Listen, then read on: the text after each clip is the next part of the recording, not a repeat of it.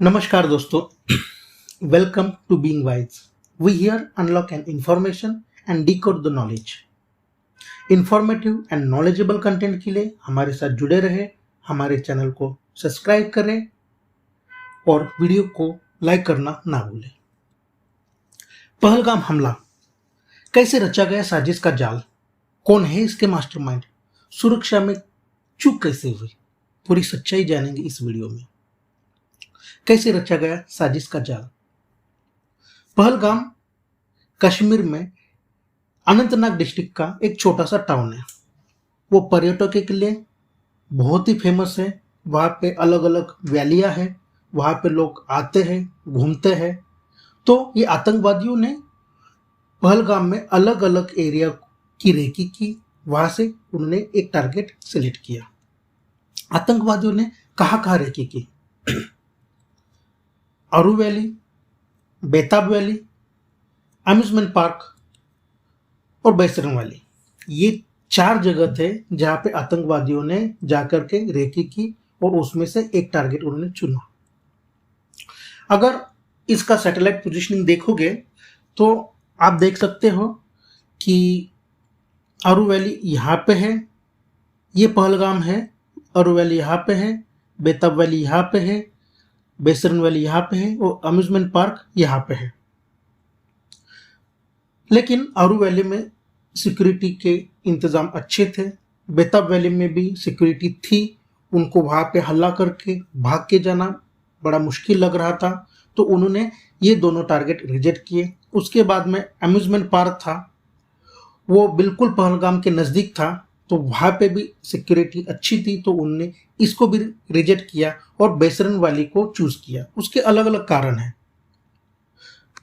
तो हम आगे देखते हैं। अगर पहलगाम से बैसरन वैली का ट्रैक देखोगे तो उससे पता चल जाएगा कि आतंकवादियों ने बैसरन वैली को ही क्यों चुना। देखिए, यहाँ पे पहलगाम है, यहाँ से निकलते निकलते ये पूरा वैली का रास्ता है, दरिया का रास्ता है और लगभग पहाड़ों में से आता है, जंगलों में से आता है और यहाँ पहुँचते पहुँचते लगभग 1.5 से 2 घंटा लगता है। ये लगभग 6 किलोमीटर का रास्ता है। और यहाँ पे ऊपर ये बैसरन वैली है, इसको मिनी स्विट्जरलैंड भी बोला जाता है। लेकिन इसके बिल्कुल पीछे यहाँ पे एक घना जंगल है। तो आतंकवादियों ने ये सोचा कि यहाँ पे अगर हम अटैक करते हैं तो सिक्योरिटी फोर्सेस को आने में कम से कम 1 से 1.5 घंटा लग जाएगा और उसके बाद ये यहाँ पे पीछे तुरंत जंगलों में भाग जाएंगे। ये आप देख सकते हो कि वहाँ के रास्ते हैं, ये कैसे उबड़ दबड़ बेकार से कीचड़ वाले रास्ते हैं। और वहाँ पे खाली आप पोनी से जा सकते हैं। पोनी मतलब एक घोड़ा होता है, घोड़े टाइप का होता है, खच्चर होता है, उसको वहाँ पे पोनी बोलते हैं। उसके ऊपर बैठ करके आप वहाँ पे जा सकते हैं, क्योंकि चल के जाना बड़ा मुश्किल काम में बहुत टाइम लगता है। तो ये सब चीज़ों को देख करके आतंकवादियों ने बैसरन वैली को टारगेट के लिए चूज किया। लेकिन आतंकवादियों को ये हल्ला करने के लिए लोकल ग्राउंड का सपोर्ट चाहिए था। कोई भी इतना बड़ा हल्ला लोकल सपोर्ट के बिना हो ही नहीं पाता। तो आतंकवादियों के मददगार कौन थे? इनको हम स्लीपर सेल भी बोल सकते हैं।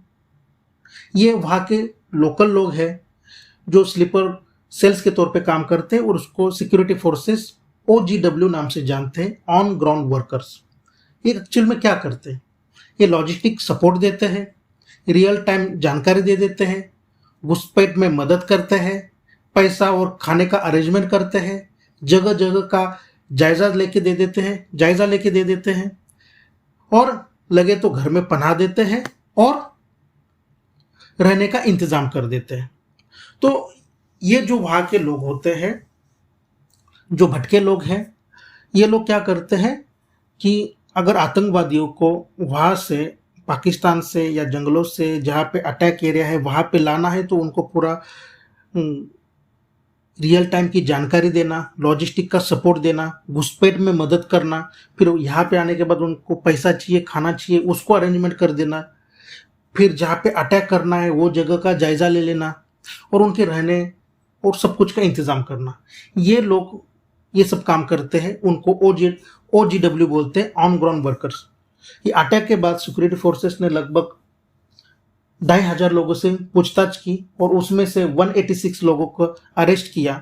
उनको सबसे जानकारी ली गई और पता चल गया कि ये अटैक कैसे इन्होंने मैनेज किया। ये जो वर्कर्स होते हैं इनको पूरी जानकारी होती नहीं है, ये माइक्रो मैनेजमेंट करते हैं, हर एक को अलग अलग टास्क दिया जाता है। जब इनको पकड़ के पूछताछ की जाती है तो हमें डॉट कनेक्ट करना होता है और उससे पता चल जाता है कि ये हमला कैसे हुआ।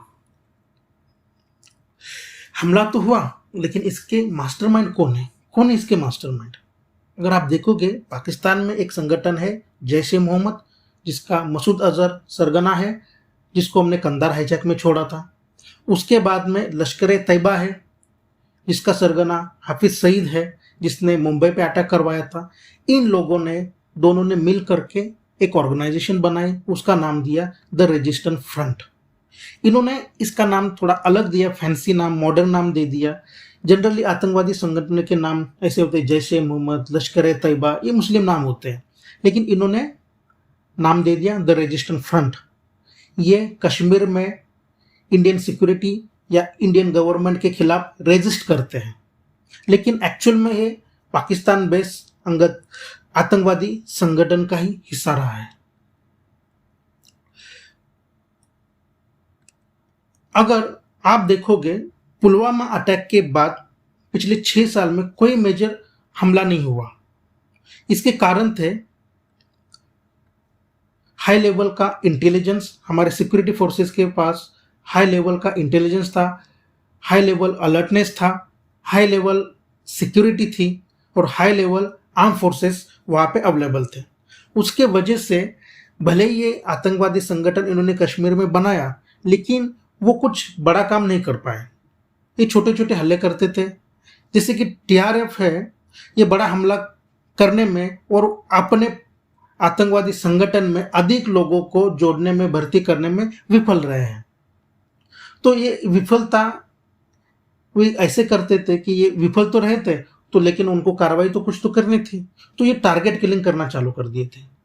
तो निर्दोष कश्मीर पंडितों की हत्या करना, उसके बाद में निर्दोष स्थानिक राजनेता होते हैं, जैसे गांव के कोई सरपंच है, उनकी हत्या करना, निर्दोष गैर मुस्लिम श्रमिकों की हत्या करना, निहत्थे मुस्लिम पुलिसकर्मी की हत्या करना, ये ऐसे छोटे मोटे हल्ले कर करके वो अपना प्रेजेंस वहां पे दिखाते थे। लेकिन कोई भी उन्होंने मेजर हल्ला नहीं किया था जब से ये बना था। और ऊपर से आर्टिकल 370 हटने के बाद जम्मू कश्मीर के हालात तेजी से बदल रहे थे। आप देखोगे, जम्मू कश्मीर बिफोर, जहाँ पे लाल चौक में पाकिस्तान का झंडा लगाया हुआ है, लेकिन आफ्टर देखिए अपना तिरंगा चमक रहा है। उसके बाद में बिफोर आतंकवादी वहाँ पे बंद करते थे, अटैक करते थे, उससे स्कूल बंद रहते थे, बच्चे स्कूल नहीं जा पाते थे, बच्चों को तो स्कूल जाने नहीं देते थे और घाटी हमेशा टेंशन में रहती थी और वहाँ पे खुशहाली जैसे ना के बराबर थी। लेकिन आर्टिकल 370 हटने के बाद वहाँ पे खुशहाली आ गई, टूरिस्ट लोग आना चालू कर दिए और वहाँ पे कोई स्कूल बंद नहीं है, कोई बाकी कश्मीर बंद नहीं है, तो वहाँ का जीवन बहुत सामान्य हो गया। इसके साथ साथ ही गवर्नमेंट ने 370 हटने के बाद अलग अलग डेवलपमेंट प्रोजेक्ट निकाले। उसी का एक हिस्सा था G20 की समिट में हमने वहाँ पे करवाई, वर्ल्ड लीडर्स वहाँ पे आ गए और वहाँ पे अच्छी तरीके से G20 का समिट अरेंज करवाया और हमने दुनिया को बताया कि कश्मीर अभी सेफ है, यहाँ पे कुछ भी धांधली नहीं हो रही है। उसके बाद में अलग अलग हमने डेवलपमेंट के प्रोजेक्ट वहाँ पे किए, वहाँ पे हमने सड़कें बनाई, वहाँ पे हमें ब्रिज बना है, वहाँ पे हमें रेलवे की ब्रिज बनाए और ब्रिज बनवाए, टनल्स बनवाए। तो आर्टिकल 370 हटने के बाद बहुत सारी चीज़ें हो गई, जिसमें कश्मीर में पीस आ गया, उसके बाद डेवलपमेंट हो गई और से और उनके जले के ऊपर नमक के तौर पे आतंकवादियों के लाख कोशिश के बावजूद जम्मू कश्मीर में पीसफुल इलेक्शन हो गए और सक्सेसफुल इलेक्शन हो गए। आप देख सकते हो फोटो में, वहाँ पे लोगों ने बढ़ चढ़ करके इलेक्शन में हिस्सा लिया और वोट किया और रिकॉर्ड तोड़ वोटिंग के बाद उमर अब्दुल्ला वहां पे सीएम बन गए। अभी तक हमने वीडियो के पहले पार्ट में जाना कि अटैक को प्लान कैसे किया, टारगेट को कैसे चुना, अटैक करने में किसने हेल्प की, अटैक किसने की। अब हम जानेंगे अटैक किसके कहने पे करवाया गया। The resistance front TRF article 370 हटने के बाद 2019 में तो बना, लेकिन वो कश्मीर में बहुत ज़्यादा एक्टिविटी नहीं कर पाया। छोटे मोटे वो हल्ले करता था और उसके साथ ही उसके सरगना जो पाकिस्तान में बैठे हैं उनको हेल्प नहीं मिल रहा था, क्योंकि एफएटीएफ के ग्रे लिस्ट के में होने की वजह से पाकिस्तान आर्मी ने, आईएसआई ने उनके ऊपर क्रैकडाउन किया था और उनको हाउस अरेस्ट करके रखा था। लेकिन इसी बीच में पाकिस्तान ग्रे लिस्ट से बाहर आया, लेकिन पाकिस्तान के हालात पहले जैसे नहीं रहे, पहले से बदतर हो गए और वही कारण रहा कि पहलगाम में अटैक हुआ। तो वो कारण हम वन बाय वन देखते हैं। पाकिस्तान आर्मी और आईएसआई का क्या रोल रहा है। आर्टिकल 370 हटने के बाद पाकिस्तान बेबस हो गया। टीआरएफ तो बना दिया लेकिन कुछ कर नहीं पाए। यूएन में जाके उन्होंने बोल किया लेकिन वहां पे भी कुछ नहीं कर पाए, तो वो पूरी तरीके से बेबस हो गए थे। पाकिस्तान में पॉलिटिकल क्राइसिस पैदा हो गया। इमरान खान और आर्मी का जो झगड़ा हुआ था उसके ऊपर मैंने डिटेल में वीडियो बनाया है, वो भी आप देख सकते हो। तो पॉलिटिकल क्राइसिस हो गया। पाकिस्तान आर्मी पॉलिटिक्स में ज़्यादा ही हद से ज़्यादा इंटरफेयर करने लग गई। पाकिस्तान के सिंध के लोग पानी के क्राइसिस के वजह से रास्ते पे आके हिंसक आंदोलन करने लग गए। बलूचिस्तान में बलूचिस्तान लिबरेशन आर्मी का वर्चस्व बढ़ा, उनके हल्ले बढ़ने लग गए। उन्होंने ट्रेन को हाईजैक किया, आए दिन सिक्योरिटी फोर्सेस के ऊपर वो अटैक कर रहे थे। जो चाइना पाकिस्तान कॉरिडोर है सिपेक, वहाँ पे काम करने वाले चाइनीज वर्करों के ऊपर अटैक करने लग गए। पाकिस्तान के आम लोग ये सब कुछ देख करके आर्मी के खिलाफ हो गए, क्योंकि कश्मीर में तो ये कुछ कर नहीं पाए, ऊपर से पॉलिटिक्स में इंटरफेयर कर रहे हैं। इमरान खान को जेल में डाल दिया। सिंध में प्रॉब्लम है, बलूचिस्तान में प्रॉब्लम है, तो पाकिस्तान के आम लोग आर्मी के खिलाफ हो गए, आर्मी के खिलाफ बोलना चालू कर दिए। ऊपर से पाकिस्तान कंगाली के कगार पे खड़ा था। पाकिस्तान एक सिविल वार की तरफ बढ़ रहा था। अगर ये सब से लोगों को डाइवर्ट करना है, उनका ध्यान दूसरी जगह पे डालना है, तो पाकिस्तान आर्मी को कुछ तो करना था, नहीं तो पाकिस्तान आर्मी का वजूद खतरे में था, आसिफ मुनीर का वजूद खतरे में था। तो उन्होंने लश्कर तैयबा और जैश ए मोहम्मद को ग्रीन सिग्नल दिया और उनके हैंडलर जो इंडिया में बैठे हैं उनको ग्रीन सिग्नल दिया और अटैक करवा दिया और पहलगाम अटैक हुआ। लेकिन हमसे भी तो चूक हुई है। सुरक्षा में कैसे चूक हुई? अगर आप देखोगे 370 के बाद हमने सिक्योरिटी हाई लेवल पे थी, इंटेलिजेंस हाई लेवल पे था, तो पिछले 6 साल अच्छे से सिक्योरिटी मेंटेन करके चल रहे थे अपने सिक्योरिटी फोर्सेस। कश्मीर में खुशहाली भी आ गई, टूरिस्ट लोग विजिट करने लग गए और ऐसा लगा कि इंसर्जेंसी कश्मीर से मानो कि खत्म ही होगी, कश्मीर में सब कुछ ठीक है। और यही सिक्योरिटी फोर्सेस की गलती हो गई। उन्होंने चीज़ों को लाइटली लेना चालू कर दिया। बहुत बड़ा इंटेलिजेंस फेल्योर हो गया कि उनको पहलगाम में कुछ होने वाला है उसका अंदाजा नहीं आया। अलर्टनेस में भारी कमी रही है। फेमस टूरिस्ट जगह पे कोई सिक्योरिटी के इंतजाम नहीं किए गए, कहीं पे भी सीसीटीवी कैमरा नहीं लगाए गए थे और सुरक्षा एजेंसियों का कैसे मिसकैलकुलेशन हुआ। पहलगाम एक शांत इलाका रहा है जहां अटैक होने की संभावना काफी कम रहती है, तो उनको लगा कि इस एरिया में अटैक नहीं होगा और ऊपर से आतंकवादी टूरिस्ट को निशाना नहीं बनाएंगे, क्योंकि कश्मीरी लोग उनसे कमाते हैं। अगर उनके ऊपर अटैक करेंगे तो कश्मीरी लोग गुस्सा हो जाएंगे, नाराज हो जाएंगे, उनको सपोर्ट करना बंद करेंगे। तो ऐसा लग रहा था कि आतंकवादी टूरिस्ट के ऊपर तो एटलीस्ट अटैक नहीं करेंगे। और बैसरन वैली में आमतौर पे अमरनाथ यात्रा शुरू होने के बाद और थोड़ा सा पहले सिक्योरिटी की अरेंजमेंट पुख्ता की जाती है, लेकिन बहुत सारे टूरिस्ट लोग पहलगाम में जा रहे थे और बैसरन वैली को भी विजिट कर रहे थे, और जब वो विजिट कर रहे थे तब वहां पे अच्छी खासी सिक्योरिटी नहीं थी।